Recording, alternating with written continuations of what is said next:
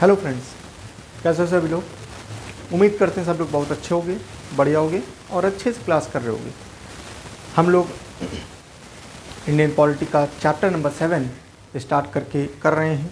कई क्लासें हो चुकी हैं और हम लोग फंडामेंटल राइट्स जो है आर्टिकल नंबर 19 तक हम लोग कंप्लीट कर चुके। पिछली क्लास में हम लोग ने आर्टिकल नंबर 19 किया था और बहुत ज़ोर से अच्छे से एक एक पॉइंट को हम लोग ने बहुत अच्छे से देखा था कि आर्टिकल नंबर 19 जो है वो बेसिकली क्या है। और बहुत मतलब ऐसे तो पढ़ाओ तो कुछ नहीं, बस खाली बता दो फ्रीडम ऑफ स्पीच, एक्सप्रेशन, ये सारी चीज़ें हैं। लेकिन हम लोग ने पूरे 1 घंटे की क्लास लगभग करी थी और उसमें जो है बहुत अच्छे से देखा था कि आर्टिकल नंबर 19 क्या है।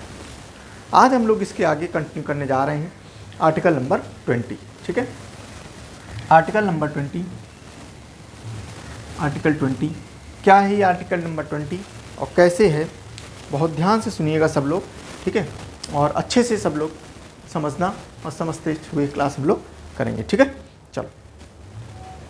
तो आर्टिकल नंबर 20 कहता है protection in respect of conviction for offence. ठीक है, आर्टिकल नंबर 20 जो है ये कहता है कि अगर कोई व्यक्ति जिसका कन्विक्शन हो चुका है, ठीक है, कन्विक्शन माने जिसको जो है सज़ा मिल चुकी है, तो उस व्यक्ति को सज़ा जो है उसको ज़्यादा सज़ा ना मिल जाए, या मतलब जो है उसको जो कन्विक्ट किया गया है और कन्विक्ट के बाद में जो है उसके साथ में कोई गलत अनैतिक व्यवहार ना हो, उसके लिए आर्टिकल बेसिकली है। ठीक है, बहुत ध्यान से सुनिएगा कि क्या क्या चीज़ें इसमें पाई जाती हैं। बहुत ध्यान से सुनिएगा, मैं एक एक चीज़ें आपको समझाने जा रहा हूँ। ठीक है, article 20 grants protection against arbitrary and excessive punishment, ठीक है, to the accused person whether the citizen और फॉरेन और a legal person like a company. ठीक है, मतलब ये आर्टिकल नंबर 20 आर्बिट्रेरी अरेस्ट और एक्सेसिव पनिशमेंट मतलब बहुत ज़्यादा पनिशमेंट, जैसे मनचाही जो है अरेस्ट कर लिया किसी को, ठीक है, और उसके बाद में एक्सेसिव पनिशमेंट दे रहे हैं, ठीक है, तो उसके अगेंस्ट में। अच्छा, ये आर्टिकल जो है, ये आर्टिकल केवल और केवल इंडियंस को ही नहीं, फॉरेन्स के लिए भी जो है ये लागू है।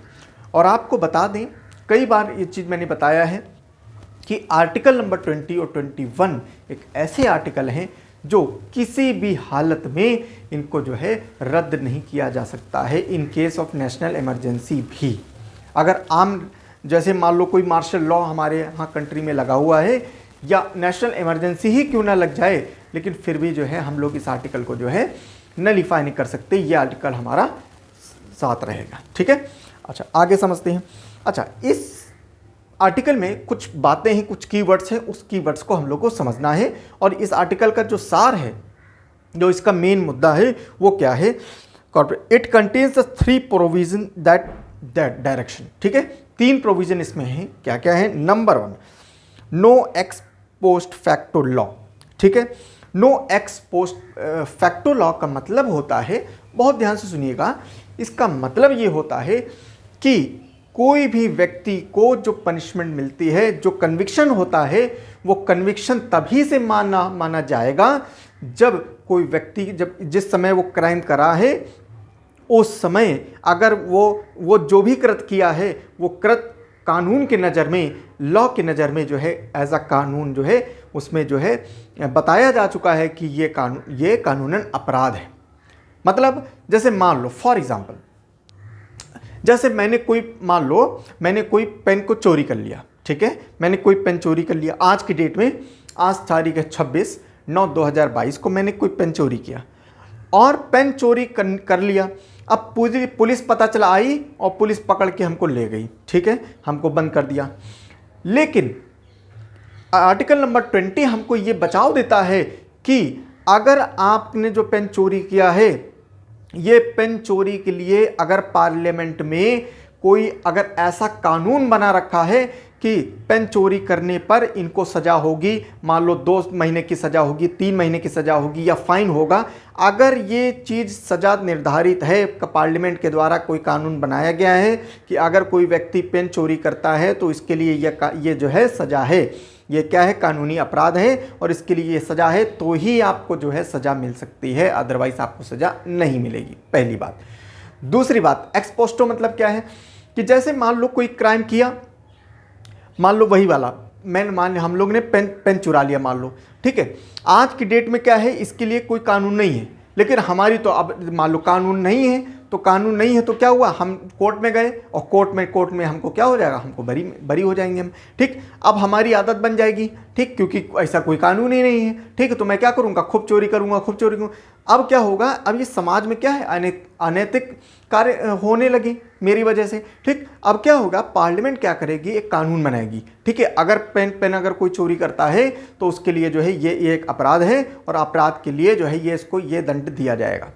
तो जिस तारीख से उस व्यक्ति ने जिस तारीख से पार्लियामेंट में ये लॉ पास हो गया कि अब ये जो है कानूनी अपराध है, ठीक है, जिस तारीख से मान लो 1 जनवरी 2023 से ये मतलब कानून बन के तैयार हो गया, तो 1 जनवरी 2023 से ये चीज़ें जो है एप्लीकेबल होंगी। ऐसा नहीं है कि उसके पहले कोई भी ऐसा अगर कोई कृत्य करता है तो उसको दंड नहीं दिया जाएगा, ठीक है। और 1 जनवरी 2023 से उसके बाद में उस तारीख से कोई भी अगर ऐसा कृत्य करता है कि पेन अगर चोरी करेगा तो उसके लिए क्या होगा, दंड दिया जाएगा।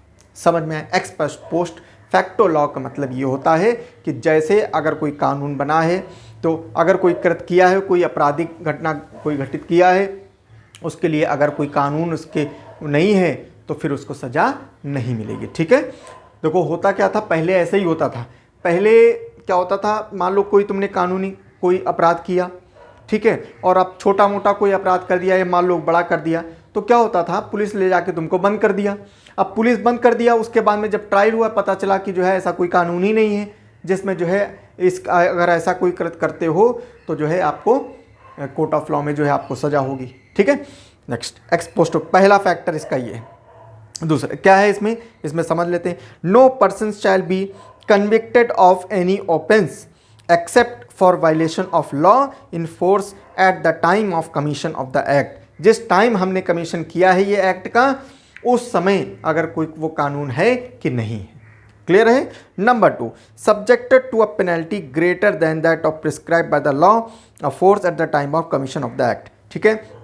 इसके लिए भी जो है ये हमें जो है आगे प्रोटेक्शन देता है कि साहब जितनी कानून में जो सज़ा है उतनी ही सज़ा जो है आपको मिलेगी eight the time of commencement of act. मान लो फॉर एग्जांपल, इसका मतलब क्या हुआ, जैसे मान लो पेन चोरी के लिए मान लो 2 महीने की जो है सज़ा निर्धारित है, ठीक है। आपने आज चोरी किया, ठीक है, 25/9/2022 को आपने पेन चोरी किया, और आज की डेट में जो सज़ा चल रही है कि अगर कोई व्यक्ति चोरी करता है उसको 2 महीने की सज़ा होगी, ठीक है। मान लो आज आपने कोई चोरी कर लिया, ठीक है, चोरी ये कानून चला आ रहा है कि भाई 2 महीने की सज़ा होगी। आज आपने चोरी कर लिया, ठीक है, और चोरी करने के बाद में क्या हुआ, आप पकड़े गए, आपको 2 महीने की सज़ा हो गई, ठीक है, आप 2 महीने सज़ा काट के आ गए। लेकिन सरकार, और फिर क्या हुआ, हम जैसे 2 महीने छोड़ के आए और हम खूब सारी चोरियां करने लगे, तो सरकार अब देखेगी कि साहब ये जो है जो सज़ा है ये सज़ा बहुत कम है, जिसकी वजह से इसको जो है सबक नहीं मिल पा रहा है इंसान को, क्योंकि सज़ा मतलब जो है आपको प्रताड़ना देने के लिए नहीं होती है।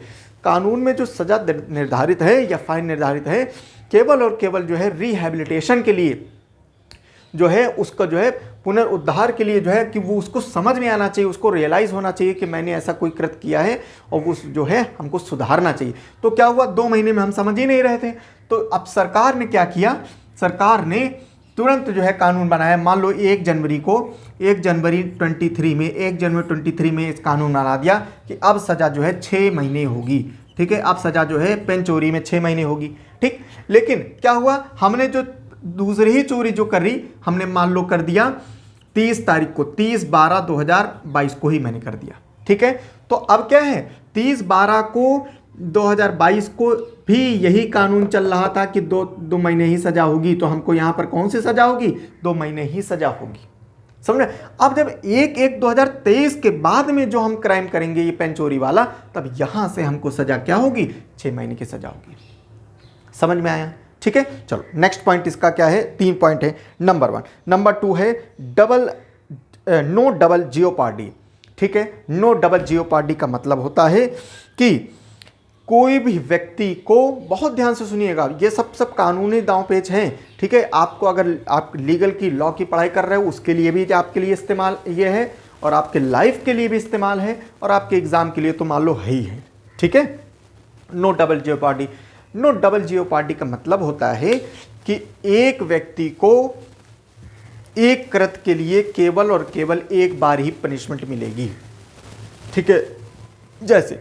जैसे मान लो फॉर एग्जाम्पल, यही वाला एग्जाम्पल लेते हैं, पेन चोरी वाला, ठीक है। मान लो किसी व्यक्ति ने, बहुत ध्यान से सुनिएगा, किसी व्यक्ति ने क्या किया, किसी व्यक्ति क्या, अपने ही ले लेते हैं। मान लो मैंने क्या किया, मैंने पेन चोरी नहीं किया, ठीक है, हमने मान लो चोरी नहीं किया, बहुत ध्यान से सुनिएगा। मान लो क्या हुआ, कोई बंदा था, मान लो उससे हमसे जलन थी या जो भी था, उसने क्या किया, उसने मेरे को पेन चोरी के इल्ज़ाम में हमको क्या कर दिया, हमारे ऊपर FIR करवा दिया। FIR में क्या हुआ भाई, FIR कर दिया, हमारे ऊपर एक्शन हुआ, और हम ये बात प्रूव नहीं कर पाए कि साहब हमने पेन चोरी किया है, और वो प्रूव कर लेगा क्या, उसने पेन चोरी किया है, और ये बात प्रूव हो गई कि पेन चोरी हमने किया है। एक्चुअली में हमने किया नहीं था, लेकिन पेन चोरी हमने किया है, उसने प्रूव कर दिया, और पेन चोरी के लिए 6 महीने की मान लो सजा है, ठीक है। बहुत ध्यान से सुनिएगा, 6 महीने की सजा का प्रावधान है। क्या होगा, जैसे ही ये बात प्रूव हो जाएगी कि हमने पेन चोरी किया है, तुरंत जो है कोर्ट हमको सजा सुना देगी, 6 महीना हम जो है जेल काटेंगे, ठीक है।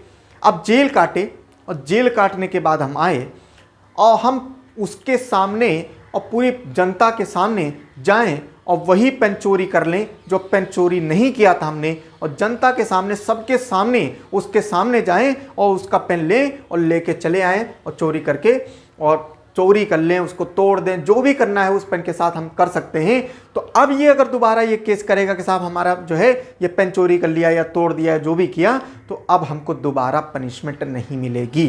क्यों? क्योंकि उस पेन चोरी के लिए हमको एक बार सजा मिल चुकी है। समझ में? ऐसी मूवी भी है, इसमें मूवी में भी बहुत चीज़ें दिखाई गई हैं, ठीक है। बहुत ध्यान से सुनिएगा। एक मूवी है, मूवी का नाम तो नहीं याद है मुझे।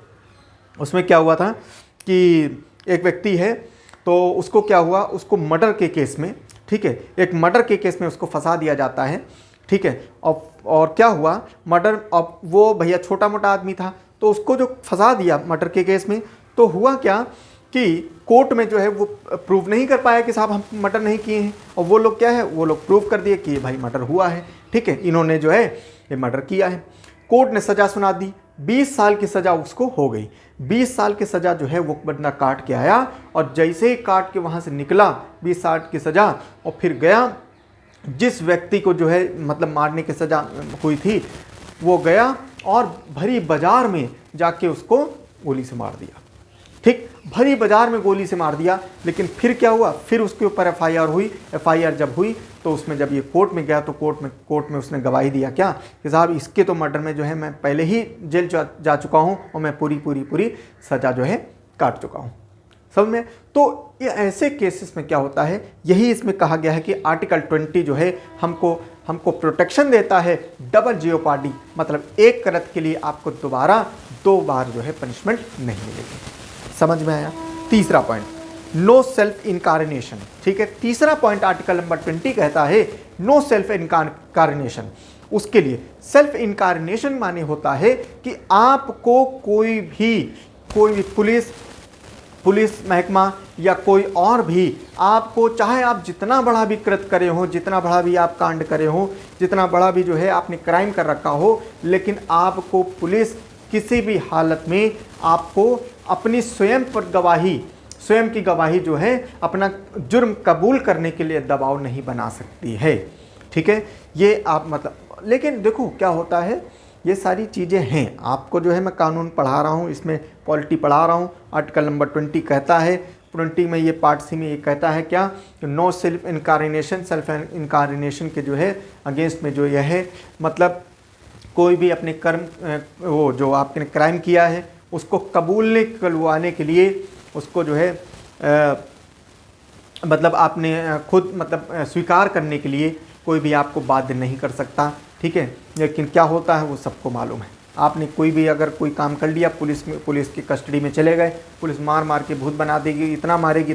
तुमने क्राइम नहीं भी किया होगा तो कहेगा भैया जहाँ बताओ वहाँ साइन कर दे, हमने सब किया है। समझ में? तो वो रियलिटी और इसमें बहुत अंतर है, लेकिन मतलब क्या है, हमारा कानूनी जो है ये हमको आर्टिकल 20 जो है ये अधिकार देता है कि हम ये चीज़ें प्रूव कर सकते हैं। लेकिन आपको सबको मालूम है कि पुलिस की कस्टडी में जो है ये सारी चीज़ें घटना होती हैं। अब मान लो हमारे पास आर्टिकल है, हम ये नहीं कह रहे हैं, आपको मैं गलत राय नहीं दे रहा हूँ, लेकिन आर्टिकल 20 कहता है कि साहब अगर ऐसा कोई जो है ज़बरदस्ती अगर हमसे जो है क्राइम कबुलवाया, ठीक है, कि आप अपना जुर्म स्वीकार करो। अब हमने किया नहीं किया, लेकिन फिर भी इतना मारा कि हमने कबूल कर लिया कि हाँ हमने किया है। कहाँ अब वहाँ जाके मान लो इनके पुलिस के सामने कबूल कर लिया, अब पुलिस ले गई कोर्ट में। अब कोर्ट में अब हमारे दिमाग में एकदम से आया, आपके दिमाग में एकदम से आया कि साहब हमने तो पढ़ा है कि आर्टिकल 20 में बोला गया है कि हमको कोई ज़बरदस्ती कबूलवा नहीं सकता, ठीक है। आप कोर्ट के सामने जो है जज के सामने कह दियो, ठीक है, कि हमको इतना मारा है कि जिसकी वजह से मैंने ये कबूल कर दिया है, ठीक है। तो क्या होगा? कुछ नहीं होगा भाई, बहुत ज़्यादा होगा, पुलिस ऑफिसर्स के ऊपर कार्रवाई होगी, ठीक है, इसके अलावा कुछ नहीं। लेकिन पुलिस ऑफिसर के पास आप एक बार गए हो, कोर्ट में आप एक दिन के लिए जाओगे, 1 घंटे के लिए जाओगे, फिर उसके बाद में आओगे इन्हीं की कस्टडी में, ठीक है, तो फिर क्या हाल होगा वो आप समझ सकते हो, ठीक। तो बहुत सारी चीज़ें जो हैं इसमें काम करती हैं, ठीक है, रियलिटी और उसमें बहुत अंतर है, ठीक है। अच्छा, यही कारण है, इसी पॉइंट के आधार पर यही कारण है कि कोर्ट ऑफ लॉ में गवाही पुलिस के द्वारा आप पुलिस को जो आपने गवाही दिया है या आपने न्यूज़पेपर में दिया है, ठीक है, वो गवाही मान्य नहीं होती है, ठीक है, वो गवाही मान्य नहीं होती। आप जो है कोर्ट ऑफ लॉ में आपने मान लो भले ही आपने जुर्म कबूल कर लिया पुलिस की मार से या कैसे भी करके, कोर्ट भी जानती है बात कि पुलिस जो है बहुत अलग अलग तरीके से हथकंडे अपनाती है कुछ भी कबूलवाने के लिए। तो इस वजह से वो गवाही सही है कि नहीं है, वो जो है कोर्ट ऑफ लॉ में कोर्ट खुद आपने समक्ष जो है ये पूछता है क्या कि आप बताओ ये आपने क्राइम किया है कि नहीं किया है, या किया है नहीं किया है, आप पूरा विस्तार से आप कह सकते हो। तो इसी वजह से हमेशा याद रखना कि पुलिस की जो आपने पुलिस को दी हुई गवाही वो मान्य नहीं होती है, ठीक है। या मीडिया द्वारा जो है गवाही वो भी मान्य नहीं होती। मीडिया में अगर कोई चीज़ छाप दिया है, पेपर की कटिंग में कोई चीज़ छाप दिया है, तो वो भी जो है एडमिसिबल नहीं होती है। समझ में आया? ठीक है। तो ये 3 मेन पॉइंट थे जो चीज़ें जो है आर्टिकल नंबर 20 बताता है, ठीक है। आगे जरा 2 बातें दे रखी हैं, वो भी हम लोग पढ़ लेते हैं, देखते हैं क्या चीज़ है। An ex post facto law is one that imposes penalties retrospectively मतलब जो है जैसे कानून नहीं बना था, ठीक है, कानून नहीं बना था लेकिन फिर भी क्राइम उसने करा है तो बाद में कानून बना तो उसके जब से वो किया है तब से लागू हो जाएगा, ऐसा नहीं होता, ठीक है, रेट्रोस्पेक्टिव, ठीक है। अच्छा, एक बात इसका एक और एग्जांपल है और अच्छे से समझ में आएगा, ठीक है। जैसे मान लो ये रेट्रोस्पेक्टिव का वर्ड समझने के लिए और एक्स पोस्ट फैक्टो लॉ के समझने के लिए एक बात और समझो। जैसे मान लो एक बंदा है जिसको मान लो किसने मर्डर किया है और उसको मान लो 10 साल की सज़ा है, ठीक है, बहुत ध्यान से सुनिएगा, ठीक है, 10 साल की सज़ा है। ये मैं बहुत एक रियलिटी बेस्ड एग्जांपल ले रहा हूँ, बहुत ध्यान से सुनिएगा। 10 साल की उसको सज़ा हो गई, ठीक है। मान लो उसको 2001 में सज़ा हुई, ठीक है, 2001 में सज़ा हुई। अब ये 2010 तक ये काटेगा, ठीक है, 2010 तक ये काटेगा मान लो, ठीक, 10 साल काटेगा। अब हुआ क्या, मान लो उसने 4 साल इसने सज़ा काट लिया, ठीक है, 4 साल इसने सज़ा काट लिया, 2004 तक इसने सज़ा काट लिया। अब हुआ क्या, 2004 तक हुआ क्या, पहले ये होता था कि साहब जो सज़ा है दिन और रात में, दिन और रात को एक एक माना जाता था। मतलब अगर आपने जैसे मान लो रात 12 बजे, बहुत ध्यान से सुनिएगा, आज रात 12 बजे, जैसे रात के 12 बजे, ठीक है, 12 बजे मान लो 00, मैं वो वाला समय ले रहा हूँ, ठीक है, रात के 12 बजे, ठीक है, ऐसे समझ लो, रात के 12 बजे ये AM लग जाएगा रात के 12 बजे, ठीक है। रात के 12 बजे से और दिन के 12 बजे तक, 12 PM, ठीक है, दिन के 12 बजे तक पहले क्या होता था कि ये एक एक माना जाता था, ठीक है, एक एक माना जाता था, मतलब ये एक दिन हो गया। उसके बाद में फिर दिन के 12 बजे से रात के 12 बजे तक, ठीक है, ये AM रात के 12 बजे तक फिर ये एक दिन हो गया। तो मतलब क्या होता था कि एक दिन मतलब 24 घंटे में आपके 2 दिन काउंट हो गए। पहले ये मान लो प्रावधान था, ठीक, तो उस हिसाब से बंदे ने 4 साल जो है 4 साल जो काटे, तो इसका मतलब एक्चुअली में क्या हुआ, 24 घंटे में 2 दिन काटा। इसका मतलब उसको 10 साल की सजा हुई, लेकिन एक्चुअली में वो सजा कितना काटेगा, एक्चुअली में वो सजा सिर्फ मात्र 5 साल ही काटेगा। ठीक है, 5 साल ही काटेगा। क्लियर है? ठीक है, मान लो 5 ही साल काटेगा। ठीक, अब हुआ क्या कि 2004 में एक वो मतलब डिसीजन हुआ, एक अमेंडमेंट हुआ कि साहब अब जो है ऐसा नहीं है, अब रात के 12 बजे से अगले रात 12 बजे तक सिर्फ 1 दिन काउंट होगा। ठीक है, अब 1 दिन काउंट होगा, तो अब क्या होगा, अब इस बंदे के ऊपर यह चीज़ अप्लीकेबल क्या होगा, नहीं होगा। समझ रहे हो? अब इसके ऊपर अप्लीकेबल ऐसा नहीं होगा कि नहीं पता चला कि ये बंदा जो 4 साल काटा उसका अब इस पर अप्लीकेबल हो गया। ठीक है, और होगा। ठीक है, तो ये चीज़ आपको बहुत ध्यान समझना है। ठीक है, ये चीज़ बहुत ध्यान से समझना है कि इसका मतलब क्या होता है।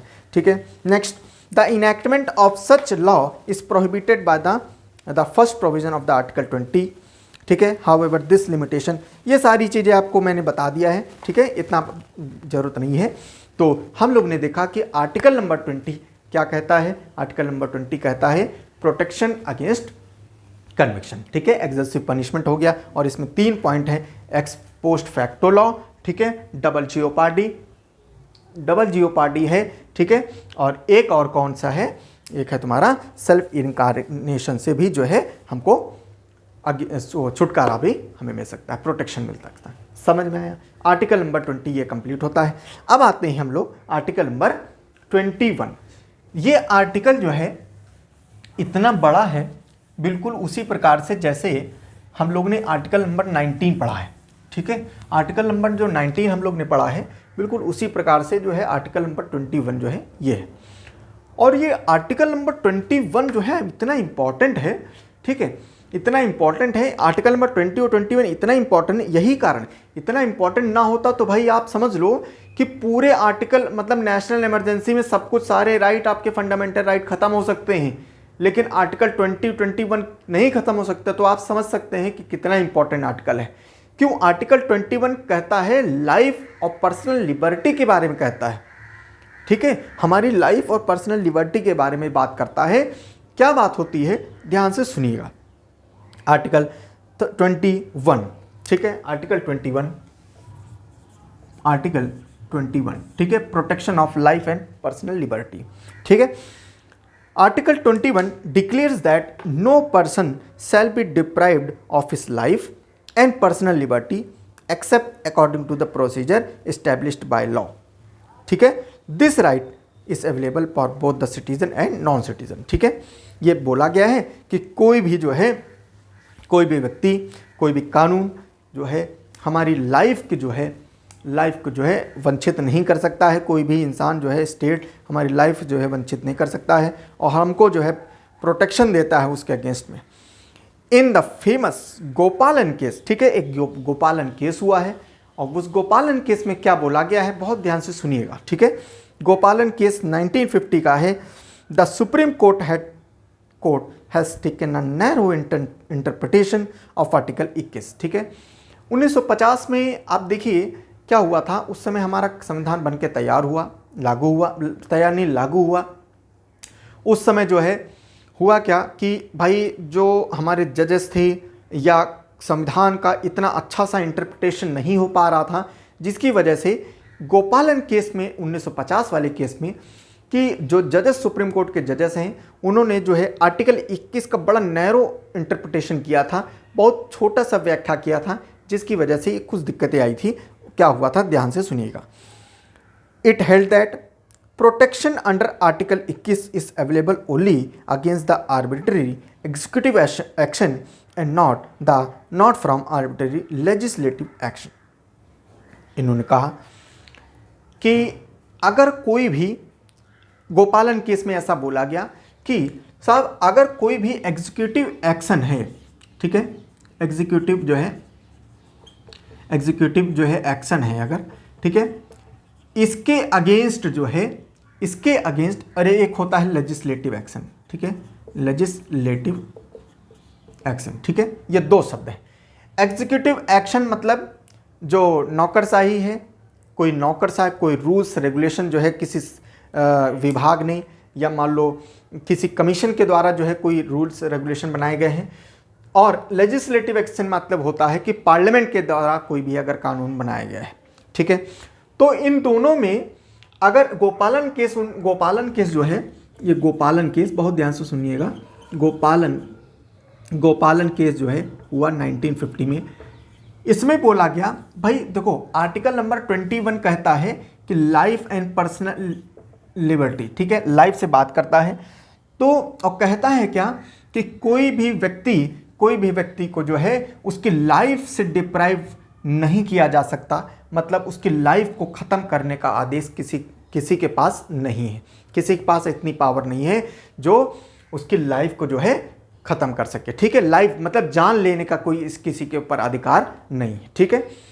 तो अब जब गोपालन केस हुआ तो गोपालन केस में ये सुप्रीम कोर्ट ने बताया कि साहब ये एग्जीक्यूटिव एक्शन पर ये काम करता है, मतलब और लेजिस्लेटिव एक्शन पर काम नहीं करता है। इसका मतलब अगर कोई भी एक्शन, कोई भी अगर डिसीजन है तो वो अगर एग्जीक्यूटिव एक्शन के द्वारा लिया गया है, एग्जीक्यूटिव के द्वारा लिया गया है, तो एग्जीक्यूटिव जो है इस पर जो है ये लागू नहीं होगा, वो लोग लाइफ नहीं ले सकते। लेकिन अगर कोई कानून जो है लेजिस्लेशन माने पार्लियामेंट के द्वारा जो है अगर ये पास किया गया है, ठीक है, तो फिर जो है ये एप्लीकेबल होगा। मतलब लेजिस्लेचर के पास, मतलब पार्लियामेंट के पास में वो ये राइट है कि वो तुम्हारी जान ले सकता है, ठीक है। पार्लियामेंट के द्वारा बनाया गया जो है कानून जो है वो उसमें लाइफ लिया जा सकता है। ये बात गोपालन केस में सुप्रीम कोर्ट ने कहा, ठीक है। नेक्स्ट, अब आगे देखो इसका अमेंडमेंट कैसे हुआ, इसको सुधार कैसे हुआ, ठीक है, बहुत ध्यान से सुनिएगा।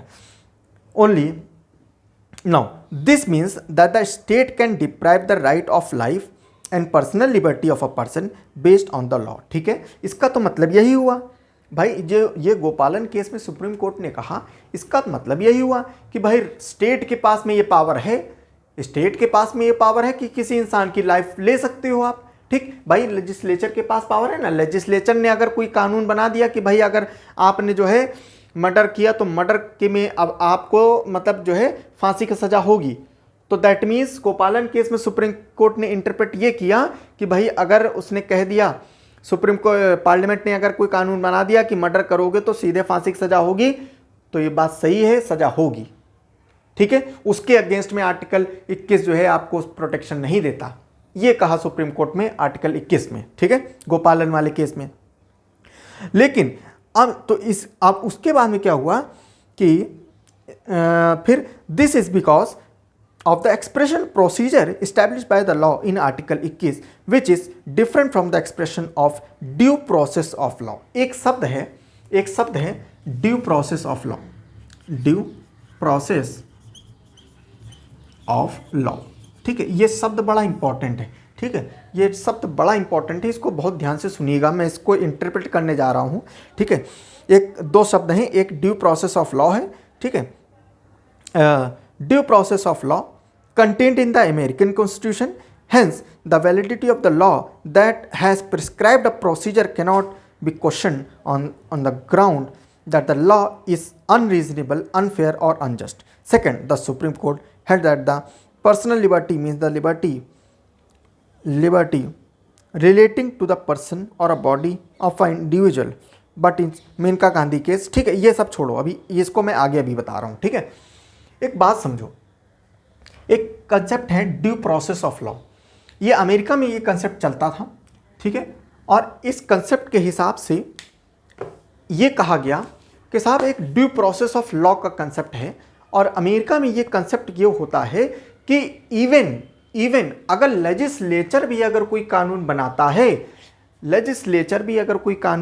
है, लेकिन अगर वो कानून किसी की लाइफ को डिप्राइव कर रहा है, मतलब लाइफ को ख़त्म कर रहा है, उसको मारने की बात कर रहा है, तो वो ड्यू प्रोसेस में जाएगा, मतलब उसका जो है जुडिशियल रिव्यू हो सकता है। कौन करेगा? सुप्रीम कोर्ट उसका जुडिशियल रिव्यू करेगा। अगर सुप्रीम कोर्ट कहेगा कि हाँ ये बातें जो पार्लियामेंट जो कानून बना रहा है, ठीक है, ये बात सही है, ये बिल्कुल ठीक है, न्याय संगत है, तो ये लागू होगा, अन्यथा ये लागू नहीं होगा।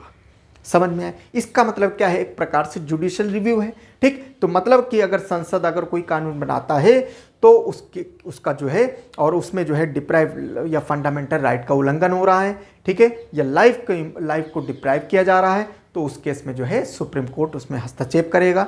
हस्तक्षेप करके उसको रिव्यू करेगा, देखेगा कि भाई ये क्या कानून जो बनाया है ये वो सही है कि नहीं है। अगर वो सही नहीं है तो उसको नल एंड वाइड कर सकता है। कौन? सुप्रीम। नल एंड वाइड मतलब उसको समाप्त कर सकता है, और अगर कुछ इंप्रूवमेंट हो सकता है तो उसके लिए भी सुप्रीम कोर्ट कह सकता है।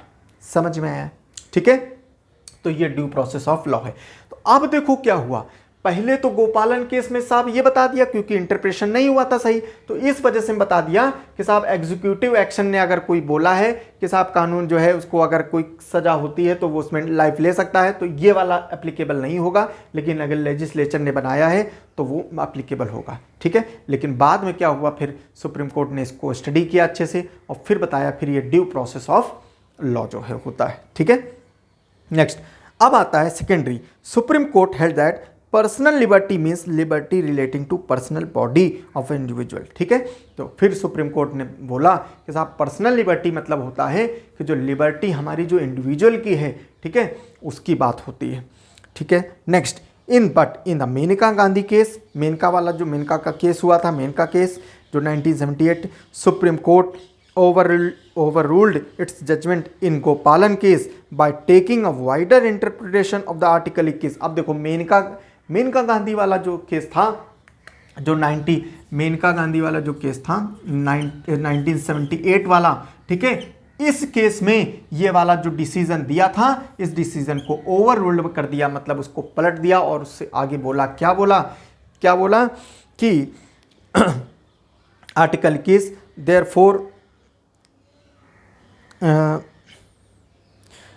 overruled interpretation article के therefore it ruled that the right to life and personal liberty of a person can be deprived by law provided by the procedure prescribed by the law is reasonable, fair and just।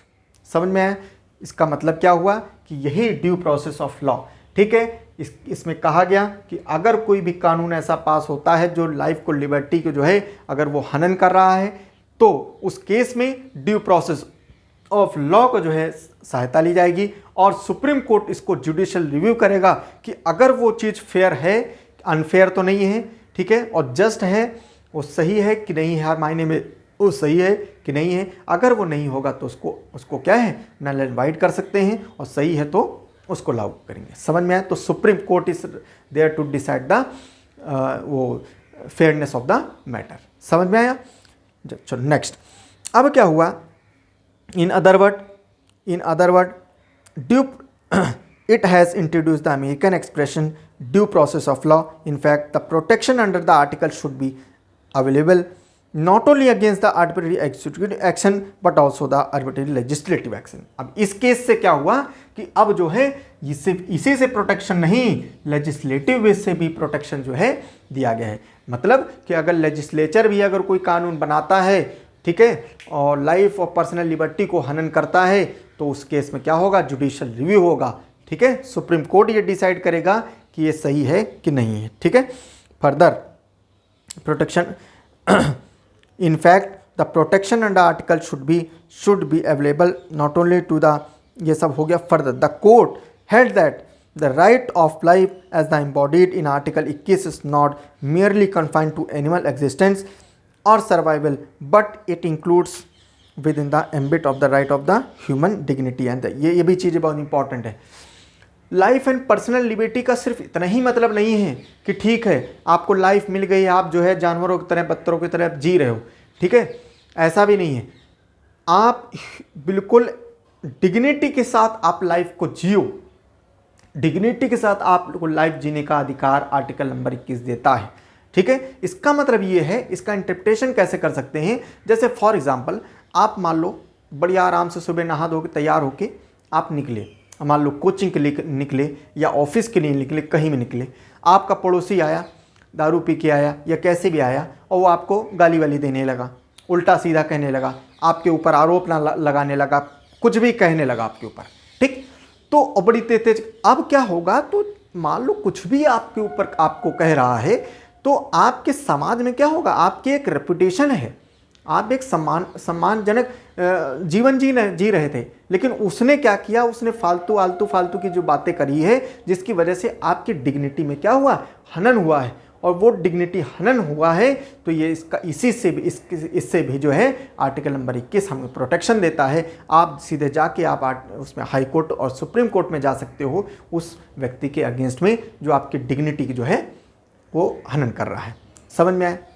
जैसे इसमें एक interpretation और कर सकते हो, जैसे क्या होता है कि बहुत आदमी जो है, हमारा समाज जो है ना, समाज बिल्कुल अलग दृष्टि से देखता है। फॉर एग्जांपल एक मिस्टर ए है, ठीक है, एक मिस्टर ए है और मिस्टर ए को क्या हुआ, मिस्टर ए है, ठीक है।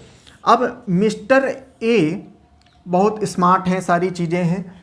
अब पता चला क्या हुआ कि एक कोई पर्टिकुलर रेप हुआ, मान लो फॉर एग्जांपल कोई रेप हुआ। अब उस रेप में क्या हुआ कि रेप में कहीं ना कहीं इनका भी नाम जुड़ रहा है, ठीक है, कहीं ना कहीं इनका भी नाम। पुलिस आई और ये भी, क्योंकि जहाँ पर रेप हुआ उस समय ये मौजूद थे वहाँ पर, या उसके इर्द गिर्द मान लो मौजूद थे, और किसी पार्टी ने, वो जो पार्टी थी जिसके यहाँ रेप हुआ, अब पता चला वो इनके शक के आधार पर इनका भी नाम रख दिया, ठीक। अब पुलिस आएगी, इनको भी गिरफ्तार करके ले गई, ठीक। अब गिरफ्तार करके ले गई, किस मैटर में, रेप के मैटर में ले गई। तो क्या हुआ, भले ही ये बंदा इन्वॉल्व नहीं है, इससे कोई मतलब नहीं है, लेकिन समाज में क्या होगा, एक इसकी डिग्निटी जो थी वो डिग्निटी का हनन हो गया। अब हर एक व्यक्ति इसको उस गलत नज़र से इसको देखेगा, किसको, मिस्टर ए को। तो ये क्या हुआ, इसकी डिग्निटी जो है का हनन हुआ है। तो इसके अगेंस्ट में जो है ये आर्टिकल नंबर 21 का सहारा लेते हुए ये सुप्रीम कोर्ट जो है याचिका दायर कर सकते हैं, ठीक है। नेक्स्ट आर्टिकल नंबर, उसके बाद में फिर आगे अगर हम लोग देखें तो it also ruled that the expression of personal liberty under article 21 of the widest amplitude and its cover the variety of rights. अच्छा, इस आर्टिकल 21 के माध्यम से बहुत सारी राइट्स जो है हमको दी जाती हैं। कौन कौन सी राइट्स, वैसे राइट्स तो बहुत हैं, हम थोड़ा हम लोग जो है इसको पढ़ेंगे, क्योंकि इसमें बहुत सारी राइट, करीब 35 राइट दे रखी हैं। तो हम लोग एक एक राइट्स को है थोड़ा जो है ध्यान से सुनते हैं, ठीक है। सुप्रीम कोर्ट ने ये बात कही है, सुप्रीम कोर्ट जो है अपने इंटरप्रिटेशन में कहा है कि ये सारी राइट्स जो है ये आर्टिकल 21 के तहत हमको दी जाती हैं। नंबर 1 देखो सुप्रीम कोर्ट क्या कहता है। Supreme court has reaffirmed its judgment in the Maneka case.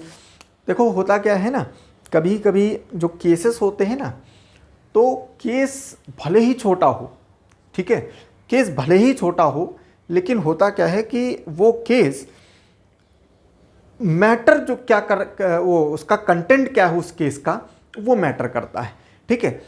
अब हुआ क्या, मेनका गांधी का केस जो था वो बहुत बड़ा नहीं था भाई। उसमें क्या हुआ, उसमें उसका पासपोर्ट जब्त कर लिया ताकि ये लोग भाग ना जाएं। मतलब सरकार को उस समय लगा कि जो है कि ये लोग जो है देश छोड़ के भाग ना जाए, इसने पासपोर्ट के लिए अप्लाई किया, पासपोर्ट मिल गया। अब सरकार को उस समय जो अपोजिशन की सरकार थी उनको लगा कि भाई ये जो है गांधी परिवार जो है, हमको लग रहा है ये भाग जाएगा विदेश, इसकी वजह से पासपोर्ट को जो है मतलब जब्त करने की बात कही।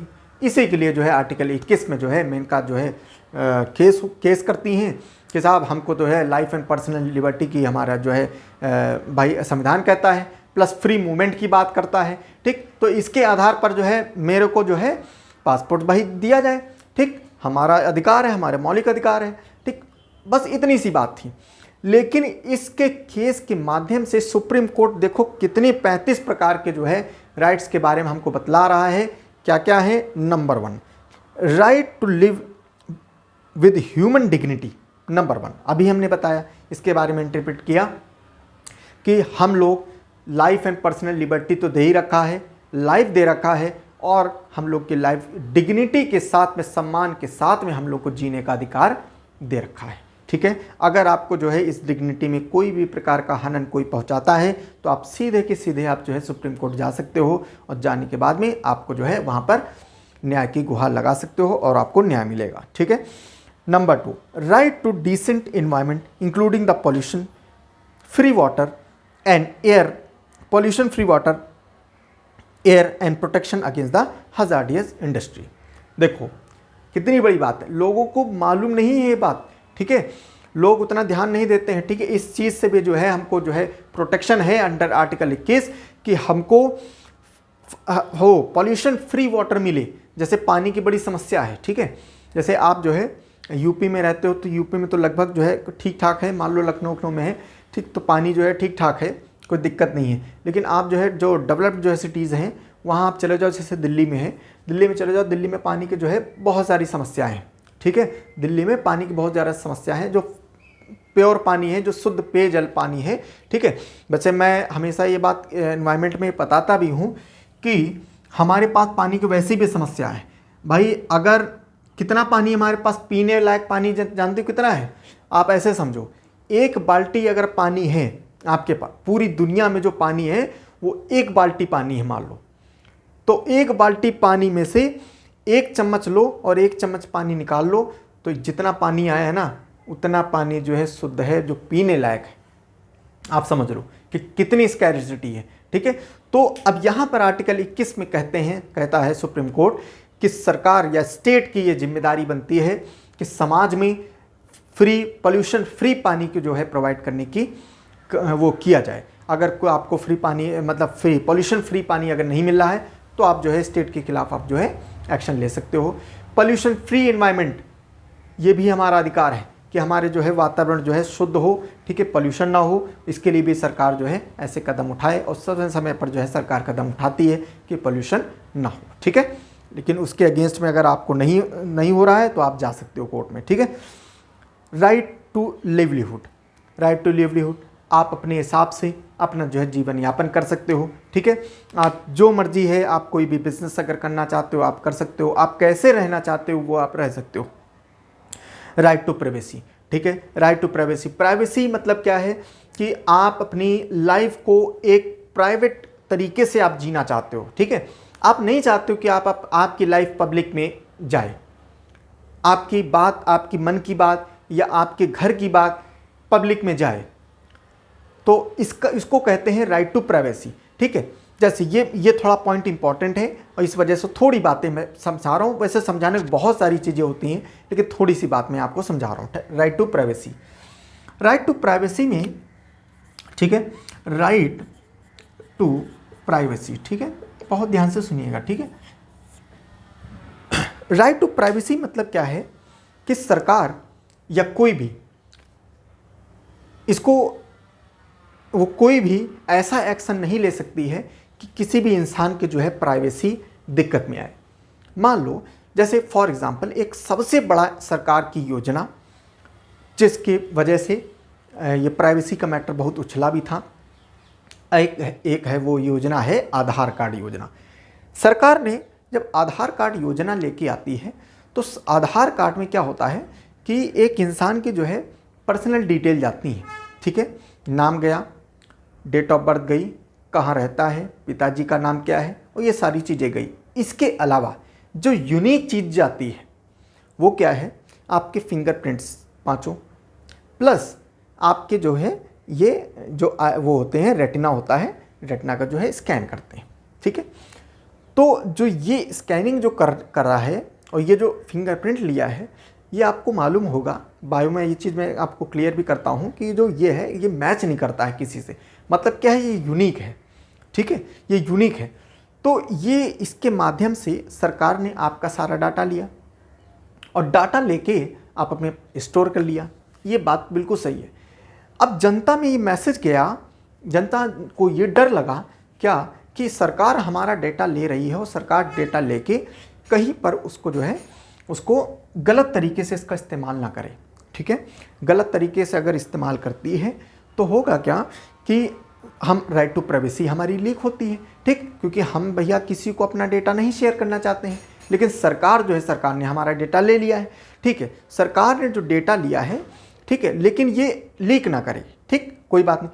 तो इसका एक केस हुआ था, इसमें एक बंदा था, उसने केस किया कि साहब ऐसी सी बात है, सरकार ने हमारा जो डेटा ले लिया है और इससे हमारी जो है हर एक मोमेंट में जो है भाई सरकार खबर हो रही है, ठीक, और मैं कुछ भी कर रहा हूँ, मैं मोबाइल चला रहा हूँ या कुछ भी कर रहा हूँ, सारी की सारी चीज़ें जो हैं उसमें सरकार को मालूम हो रही है।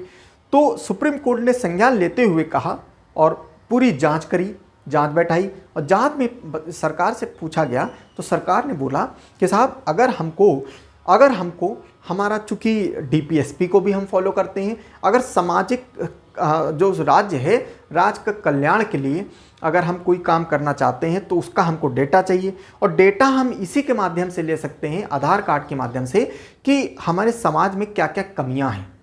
मान लो अगर हम छोटी छोटी बात कर रहे हैं, जैसे मिड डे मील की बात करें, तो हमारे यहाँ कितना बच्चा है जो मिड डे मील मतलब उसको मिड डे मील प्रोवाइड कराना है, कितना अनएम्प्लॉयमेंट है, कितना जो है वो पॉवर्टी है, कितनी जो है मान लो ऐसे बंदे हैं जो बिलो पॉवर्टी लाइन में हैं, ठीक, कितने बंदे हैं जिनका जो है राशन कार्ड बन चुका है, कितने बंदे हैं जिनका जो है वोटर कार्ड बन गया है, और कितने बंदे हैं जो इस साल जो है उनका जो है वोटर कार्ड के लिए अप्लाई करना है।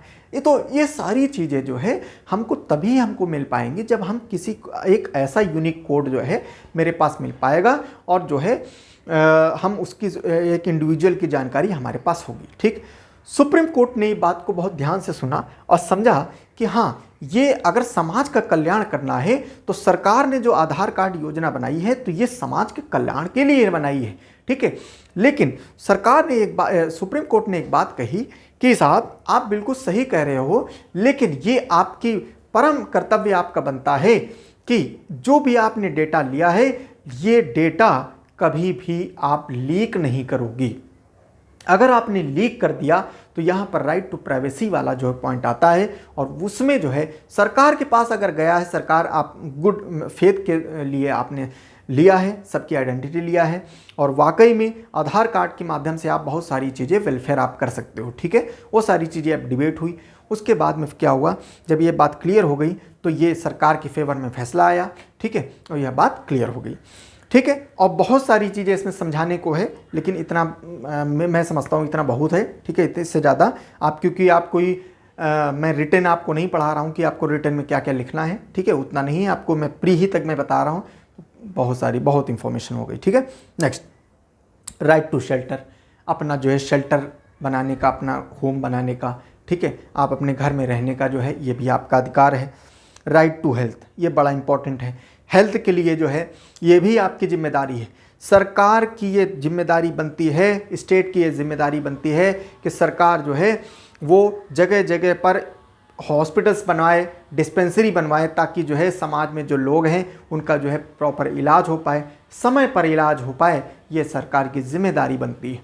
अगर आपको प्रॉपर हेल्थ केयर नहीं मिला और आपकी जान गई या आपको जो है कोई दिक्कत हुई, तो आप जो है सरकार के खिलाफ जो है अंडर आर्टिकल 21 के तहत आप जा सकते हो सुप्रीम कोर्ट में। ठीक है, next, right to free education up to 14 years of age. ठीक है, ये आपको मालूम है आर्टिकल 21A में बाद में जोड़ा गया था। ठीक है, 2002 में इसका अमेंडमेंट हुआ था। ठीक है, 86th अमेंडमेंट 2002, उसके तहत ये जोड़ा गया था कि साहब 6 से 14 साल के बच्चों को कम से कम प्राइमरी एजुकेशन तो उनको बच्चों को दिया जाए। ठीक है, ताकि वो जो है वो किस समाज से आते हैं, पुअर हैं, कैसे हैं, लेकिन उनको कम से कम प्राइमरी एजुकेशन तो उनको दिया ही जाए। ठीक है, तो ये भी अपना अधिकार है।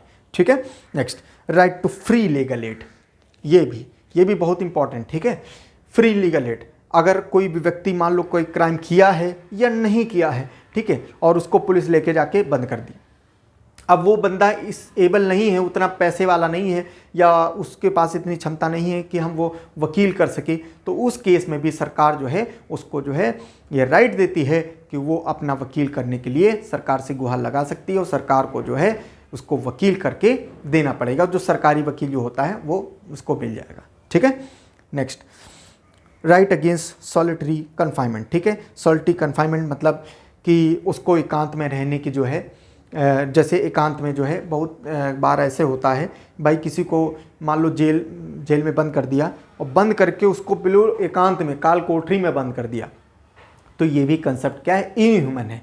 ठीक है, ये असामाजिक है, जिसकी वजह से वो गुहार लगा सकता है कि साहब हमको अकेले ना रहने दिया जाए, हमको सबके साथ में रहना है। ठीक है, तो वो भी आप गुहार लगा सकते हो, आपका राइट है। Right to speedy trial, speedy trial बड़ा ही बहुत बर्निंग टॉपिक है, बहुत अगर इसके बारे में चर्चा करें तो बहुत लंबी क्लास हो जाएगी, बहुत चीज़ें कहा जा सकता है। स्पीडी ट्रायल, कोर्ट में कोई मैटर गया, ये समझ लो वो कब तक केस चला जाएगा। एक कहावत है, मैं हमेशा मतलब कहता भी हूँ, आप सबको मालूम है कि एक वाइट कोट और एक ब्लैक कोट, ठीक है, एक वाइट कोट एक ब्लैक कोट, इन दोनों के पास में भगवान बचाए, इनके पास कभी ना जाना हो तो बहुत अच्छी बात है, ठीक है, इनके पास भगवान कभी ना भेजे, ठीक है। वाइट कोट मतलब डॉक्टर, ब्लैक कोट मतलब वकील, ठीक है। क्योंकि अगर आप वाइट कोट के पास चले गए, एक बार डॉक्टर के पास चले गए, कोई बीमारी हो गई, कोई बात हो गई, एक बार चले जाओ तो पता नहीं क्या क्या आपका घर क्या बिक जाए, ठीक है। इस लेवल की कंडीशन हो जाती है मेडिकल में। और वही चीज़ क्या है ब्लैक कोट में, ठीक है। ब्लैक कोट के नाम पर वकील जस्टिस दिलाने के नाम पर इतना लूटते हैं, इतना लूटते हैं। और दूसरी बात, ये प्रोसीडिंग इतनी लंबी होती है, इतनी लंबी, कोई भी अगर कोर्ट हाई कोर्ट में अगर कोई मैटर चला गया छोटा सा भी, ठीक है, बिल्कुल मतलब ऐसा मैटर है, मैं आप एक केस है, मतलब वो चीज़ मैं आपके सामने रिवील नहीं कर रहा हूँ। अगर आपका केस है बिल्कुल सीधा सीधा अगर केस है, मतलब बिल्कुल, मतलब अगर एक छोटे बच्चे से कह दो ना, वो उसको जो है फैसला सुना देगा तुरंत, वो मैटर को सुन के तुरंत फैसला सुना देगा, ठीक। लेकिन वो केस भी अगर हाई कोर्ट में अगर चला गया तो समझ लो 5-6 साल, 7 साल, 10 साल छुट्टी, समझ लो आप 7 साल तक जो है, 6 साल 7 साल मतलब जो भी लगता है, उसके पहले तो आप निकल ही नहीं सकते हो। उसके कारण हैं, उसके बहुत सारे कारण हैं, ठीक है। तो ये सारी चीज़ें हैं, वो कारण क्या है, बहुत सारे हैं, वो मैं आपको कभी और समय मिलेगा तो मैं बताऊंगा, ठीक है। तो ये स्पीडी ट्रायल जो है ये भी हमारा अधिकार है। सरकार अगर नहीं देती है स्पीडी ट्रायल तो इसके अगेंस्ट में भी हम लोग जो है जा सकते हैं, हम लोग का अधिकार है। राइट अगेंस्ट है वो हैंड कफिंग, ठीक है, हैंड कफिंग माने हथकड़ी, ठीक है। आप जो है मान लो पुलिस आपके घर आई है, आपको हथकड़ी लेके जा रही है, आप एक सम्मानजनक व्यक्ति हो, है ना, और आपको मतलब भाई सिंपल सी बात है, आपने क्राइम किया है नहीं किया वो तो बात की बात है, मान लो आपने क्राइम नहीं किया है और पुलिस आई हथकड़ी लेके चली जा रही लगा के, तो आप पुलिस से ये कह सकते हो, आप गुहार लगा सकते हो क्या कि आप तो है हथकड़ी ना लगाइए, मैं आपके साथ में चलने को तैयार हूँ, ठीक है। Next, right against inhuman treatment, ठीक है, भाई कोर्ट में बंद करके उसको मारा पीटा ना जाए, ठीक है, कोई अनैतिक व्यवहार ना किया जाए। राइट अगेंस्ट डिलेड एक्सिक्यूशन, ठीक है, ये सारी चीज़ें हैं। और राइट टू ट्रैवल अब्रॉड, ये हमारे पास अधिकार ही है। राइट अगेंस्ट बॉन्डेड लेबर, बंधुआ मजदूर, है ना, बंधुआ मजदूर हमारे यहाँ बहुत ज़्यादा है, ठीक है। छोटे छोटे बच्चे हैं उनको जो है फैक्ट्री में रख लिया जाता है, छोटू इधर आओ, ए छोटू वो ये लेके आओ, वो लेके आओ, भाई क्या है, छोटा बच्चा है, वो बेचारा काम कर रहा है, मालिक जो है उसको पता चला उसकी मतलब एक्चुअली में उसकी जो पता चला उसको 10,000 मिलना चाहिए, भैया 4,000 रुपये दे दिया उसको, 5,000 रुपये दे दिया, वो बेचारा छोटा है, ज़्यादा करेगा, उसको मारते हैं, भेज देते हैं। तो ये भी इस कंडीशन जो है बहुत बेकार है, सब जानते हैं, जानते हुए भी सब ये लोग करते हैं, ठीक है। बॉन्डेड लेबर हो गया। Right to emergency medical aid जैसे हमको तुरंत मिले, ये सारी राइट्स जो हैं, अब मैं पढ़ ही देता हूँ धीरे धीरे जल्दी, ठीक है। राइट अगेंस्ट कस्टडियन हैरासमेंट, ठीक है, ये नहीं होना चाहिए। Right to timely medical treatment in government hospital में टाइमली जो है हमें इलाज हो, ये भी हमारा अधिकार है। Right not to be driven out of the state से जो है बाहर नहीं हमको वो। राइट टू फेयर ट्रायल हमारा हो, ठीक है, हमको जो है जस्टिस मिले, ठीक है, लेकिन जस्टिस कहाँ मिलता है, ठीक है, आप वही चीज़ है ना, ये सारी इतनी बर्निंग टॉपिक हैं, इसमें अगर क्लास लो तो कहो 2-3 घंटे तो एक ही पॉइंट में बोलते रहो, ठीक है। आप ये समझ लीजिए 80-90% केसेस जो होते हैं, आप कभी जेल चले जाइए, जेल में 80-90% बंदे बने बैठे हुए हैं, बंद हैं जिनका क्राइम से कोई वास्ता भी नहीं है, आप ये समझ लो। तो क्या है, ये फेयर हो रहा है, ठीक है, ये सब है ना, ये सारी चीज़ें बड़ी दिक्कतें हैं। Right to prison have non necessity life, right of women to be treated with decency and dignity, ठीक है, ये सारी चीज़ें हैं। राइट अगेंस्ट पब्लिक हैंगिंग नहीं कर सकते हो, पहले ऐसे होता था, ठीक है, कोई अगर क्राइम कर दिया तो पतला भरी बाजार में भरी पब्लिक के साथ में उसको फांसी पर लटका देते थे, तो इससे भी अगेंस्ट में जो है अब ऐसा नहीं कर सकते हो, ठीक है। Right to road in hilly areas, ठीक है, हिली एरियाज में रोड बनाने का अधिकार। राइट टू इंफॉर्मेशन, RTI 2005 में आया, इतना ज़बरदस्त रामबाण है ये, आप कहीं से भी कुछ भी इंफॉर्मेशन ले सकते हो, ठीक है, लेकिन कुछ एक्सेप्शंस हैं, ठीक। Right to appeal from the judgement of conviction, ठीक है, अपील आप कर सकते हो, डिस्ट्रिक्ट कोर्ट में आप फैसला आया आपके अगेंस्ट में है, आप संतुष्ट नहीं हो, आप अपील कर सकते हो हायर कोर्ट में, ठीक है। Right to family pension, pension के लिए, right to social and economic justice and empowerment, ये सब के लिए, right to appropriate in life insurance policy, right to sleep, ठीक है, सोने का अधिकार है आपका, जो भी सोने का अधिकार है वो आप कर सकते हो, right to opportunity, right to sustainable development, ये सारी चीज़ें राइट दे रखी हैं, ठीक है। तो ये सारी चीज़ें जो है आर्टिकल नंबर 21 में जो है ये दे रखा है, ठीक है, ये आर्टिकल नंबर 21 में ये दे रखा है। अब आता है एक पॉइंट है इसमें, राइट टू एजुकेशन, जो मैं आपको थोड़ा बता दिया हूँ लेकिन थोड़ा सुनिएगा, ठीक है। राइट टू एजुकेशन मैंने जैसे बताया कि आर्टिकल नंबर 21 में इसको दे रखा है, और 21A में, सॉरी 21A में है, ठीक है, 21A में। अच्छा, 21A का मतलब क्या हुआ कि बाद में जोड़ा गया, ठीक है, बाद में जोड़ा गया है, ठीक है, और इसको जो है इसको राइट टू उसमें फंडामेंटल राइट बना दिया है। Article 21A declares that the state shall provide free and compulsory education to children of the age of 6 to 14, ठीक है, ये सारी बातें मैंने बताया है, ठीक है। This provision was added by 86 amendment 2002, ठीक है, और एजुकेशन फॉर ऑल, सर्व शिक्षा अभियान, सरकार देखिए आपको जो है बहुत सारी एजुकेशन सारी चीज़ें दिया करती है, और ये एजुकेशन का मैटर इतना इम्पॉर्टेंट है, ठीक है, ये एजुकेशन का मैटर DPSP में दे रखा था, ठीक है, DPSP, ठीक है, इसको मैं बहुत अच्छे से DPSP पढ़ाऊंगा, ठीक है, directive principle of state policy, राज्य के नीति निर्देशक तत्व, इसमें आर्टिकल नंबर 45 में इसको दे रखा था। लेकिन हुआ क्या कि जैसे कि मैंने बताया कि जो DPSP है, DPSP सरकार को निर्देश देते हैं कि साहब आप समाज के कल्याण के लिए आप ये चीज़ें करें, ठीक है, ये चीज़ें आप करें, लेकिन कोई बाध्यता नहीं है DPSP, ठीक है। तो यहाँ पर 45 आर्टिकल नंबर 45 में ये बोलता था एजुकेशन के बारे में, लेकिन क्या है, चूंकि बाध्यता नहीं तो सरकार करती भी नहीं थी, ठीक है, वो वोट के लिए भले कर दे वो बात दूसरी है, लेकिन एजुकेशन एक ऐसा ही मुद्दा है कि अगर कोई राज्य कोई स्टेट जो है अगर वो उसके नागरिक जो है अगर शिक्षित नहीं होंगे तो वो राज्य वो स्टेट वो कंट्री कभी डेवलप ही नहीं हो सकती। तो ये बहुत ज़रूरी है, इस वजह से जो है इसको एक फंडामेंटल राइट बनाया गया अमेंडमेंट के द्वारा, 86 अमेंडमेंट 2002 के द्वारा इसको एक फंडामेंटल राइट बनाया गया, ठीक है।